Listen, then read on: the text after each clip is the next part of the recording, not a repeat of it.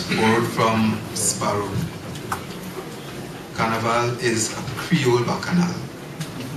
I want to start there, and I suspect I'll end there in about the next 10 minutes. A Creole bacchanal.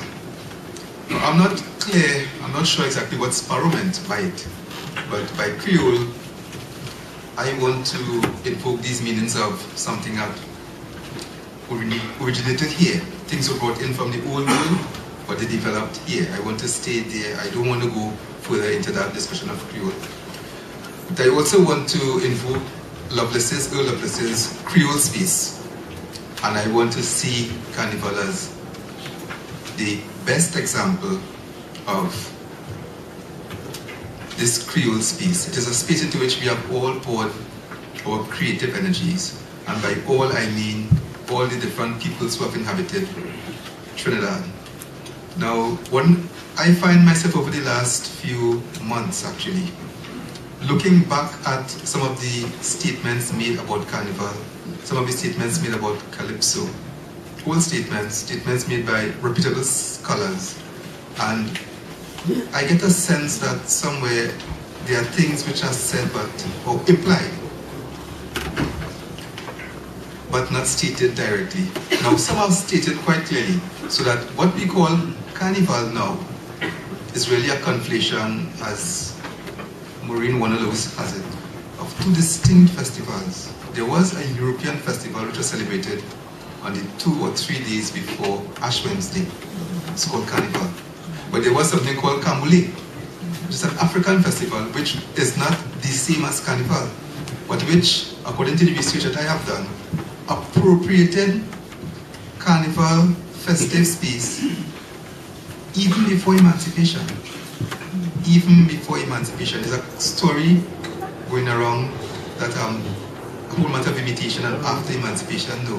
The accounts, even accounts by the Gotai, who believes in the myth, by the way, suggest or indicate that Africans had appropriated festive space of Carnival before emancipation.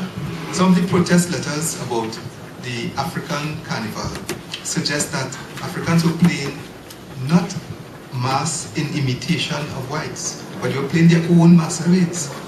Some of the more, let's call them, strident commentaries suggest that people were objecting to a kind of masquerade that they knew nothing about. And I take that to mean that people were playing themselves. They were not imitating European masquerades. And these, I'm saying that these things happened before 1834, before 1838. That's the first point I'm making.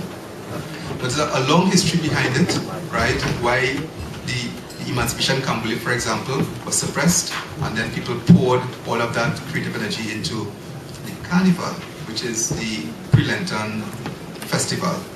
Well, it used to be a pre-Lenten festival. It seems to have changed now, as Ravi was saying. And I want to start there.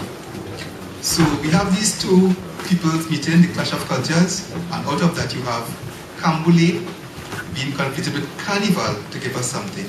And then every group that came in was free to participate. It's almost as your presence in the island is in fact your ticket to the fete. You didn't have to ask. You can come into the fete with whatever you want. And Ravi told you a while ago that in Cuba, this after playing Old Mass in Port of Spain, right, and he said that culturally he should not have been. He didn't say so, but I am free to put in, I hope I'm not doing injustice, Ravi. That's correct, he says. Culturally, he should not have been part of that. And yet he was part of the Old Mass thing. And his family said nothing did.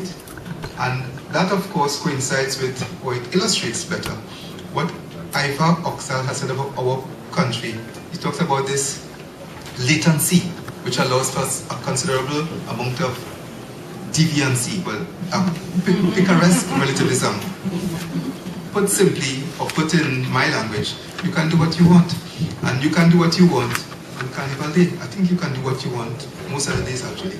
But I am concerned particularly with Carnival, because Carnival is that creative space where all of these energies come in. Another thing I want to just say quickly is that reading these histories, I get a strong impression that Carnival was never as disorganized as people feel. It was never as disorganized. And we talk about the Europeans having their masquerade balls and so on, yes. And we almost perceive, the Africans as being wild on the streets. Actually, that was never true. That was never true of the Trinidad Carnival. People who were protesting the presence and participation of Africans identify them as groups. The Damas versus the Waterloos, and I think Professor Ryan had a very strange interpretation of that in the newspaper some time ago. The Damas and the Waterloos, the commentator identified them because they were recognizable to him in some way. He didn't see how. And we know that a lot of the masquerades played by these Africans were in fact based on secret societies and on ethnic groups. So there is in fact a high level of organization, has always been a high level of organization in the street carnival. Now, again, I have to compress everything, and I'm saying I want us to bear in mind that that is there. Other groups were free to participate, or other individuals were free to participate as themselves, as groups. Ravi told you about his own band parading along the Cooper Main Road from Isaac Junction to, and I know the road well enough, so I can tell you, well, it's a fairly long stretch. But we have had other cases, say even before, of people called jacket men. Okay? We're talking about white rebels here, breaking away from the society and engaging in the culture of the Chamans, the culture of the black underclass. And when you look at the history of the Calypso tent in particular, you get a whole lot of that. To synthesize, just to make a long story short, Carnival has always been this space into which individuals and groups have been free to put or to pour their creative energies. There is no other way that we can look at it. Your identity is a matter really of choice within that carnival space. I've heard of two metaphors used to describe our place. There's the Callaloo metaphor, and people are opposing that with the tossed salad metaphor. Interesting. No, I'm not critiquing that one, I'm not engaging in that debate. I'm simply saying that that is there. But I have seen there is something called Carnival. It's something that has been commented on by Calypsonians a lot. They are trying to somehow examine this thing called Carnival, this phenomenon called Carnival, coming up with all kinds of meanings, all kinds of whatever. And interestingly enough, Winston Peters, the gypsy, had this calypso in 1988 called Respect the Calypsonian. He also has an interesting calypso called The Rhythm, the rhythm of a people. And he looked at Carnival as being a supreme expression of who we are. A very interesting song. I can't sing it partly because I don't know it, and partly because I can't sing, right? But I can tell you that that is there. So we have a Minister of Culture who is aware of it. So having said that, I want to just say this to close, because I'll close. There is the discussion of multiculturalism in the air. I should not, Susan, have been here because I have no idea what multiculturalism is. And I mean, I suppose it's no disgrace to my teacher who is there. I never did try to find out, partly because, as far as I'm concerned, there is a reality called Trinidad and Tobago. People in Trinidad and Tobago are free to engage in whatever way they wish. I myself am not convinced, and I wrote this in my thesis years ago, that a policy is desirable or necessary, partly because I think our engagement is a matter of, I suppose, individual style. Also, I believe that the society and the history of the Calypso and Carnival demonstrate this. There's a whole lot of compromise and negotiation which happens in this society on a daily basis. I think the intervention of elites causes all kinds of disruptions. And I think that we have been slowly working our way to a kind of accommodation. You get it in, say, Chauvlas's Calypso on Unity, when he talked about Keith Shepard and Rafik Shah editing the Mirror and Black Rastas in Felicity, Eaten Bygone, and so on. A very interesting Calypso. It is in a book which I hope to launch sometime. It hasn't been published yet, but when I do, I invite all of you here so we can discuss that a bit more. So I myself am not convinced of that. I think that there are other things at play here which influence the discussion. I do agree with the Lord of the Universe that the discussion is 100 years too late, right? But I also think that the discussion has been happening in a kind of unofficial performance discourse.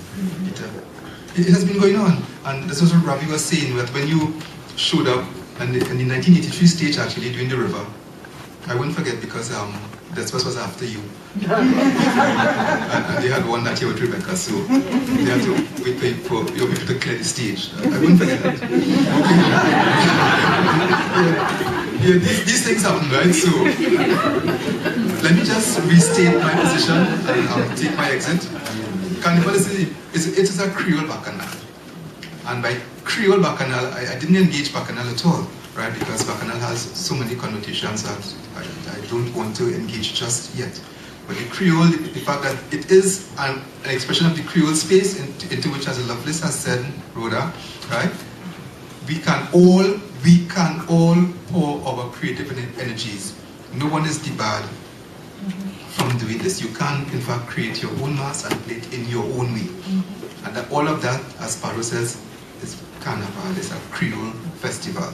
So, having said that, I think that I don't know how much this will impact on sober discussions of multiculturalism, and I can't pronounce the word wrong. The difference between us is I don't know what it means, right? And I don't know how that will impact the give me more syndrome, which I agree with you, might pretty much inform all of these discussions. And I did not attend the first three. No, I did not. I was not invited. And in point of fact, I didn't know of them really. Right? But I hope that what I have said here might in some way resonate somewhere. Thank you all for listening.